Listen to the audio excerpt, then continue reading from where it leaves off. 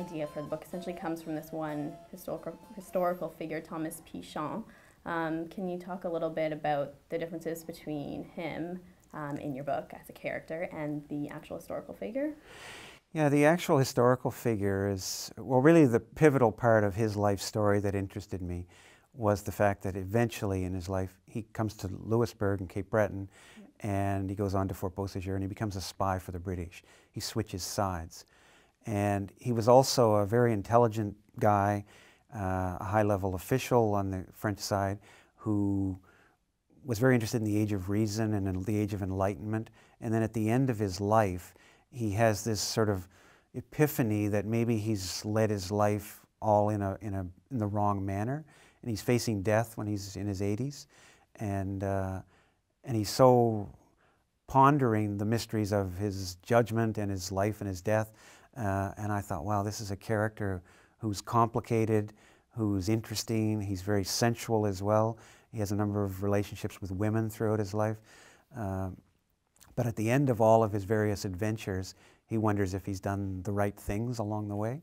So that allowed me to create this character, and my character is my Thomas Pichon, not history's Thomas Pichon.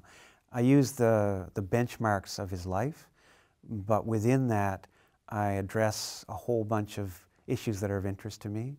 Issues like relations between men and women, the difference between lust and love, friendship, casual relationships, ambition, trying to move within a hierarchical society that is very difficult.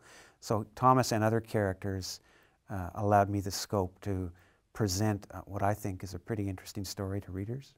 So I want to go back to that moment when you kind of found Thomas Pichon, the real guy, and then that kind of sparked your interest in him. So you said he was looking back on his life and kind of regretting things. So the character in your novel, for me, is kind of hard to like. Well, I don't know that all readers will feel that way, that they don't like him. No one's going to love him because he's not a one-dimensional heroic figure. He's not a hero really at all. But I hope they find him interesting and fascinating.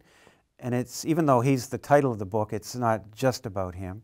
He's the vehicle through which you can see this world. And one of the differences between history and fiction is that with history, you're on the outside, if you like, looking at an analysis and a narrative. But in fiction, at least in what I hope to have done, you're on the inside. You're seeing the world unfold through the eyes of characters and through their dialogue and their actions. So his likability or non-likability is maybe irrelevant. I don't know. I think some people will be more sympathetic, maybe, to some of the situations he finds himself in. For instance, to give away a bit of the plot, he steals from his parents. Mm-hmm. Well, did he have a choice? Some readers will be on different sides of the discussion, I think. Some will sympathize that he didn't have a choice. Others will say, well, he definitely did. But in any case, throughout the book, he has a number of decision points, and sometimes he makes a poor decision, sometimes he makes a better decision, and that's life. We all make mistakes, and we have to deal with the consequences. And that's, I guess, one of the big themes of the book is trying to figure your way through life as you go along. Although it's set in the 18th century, I hope 21st century readers will be able to see things that echo in their own lives and their own world they live in.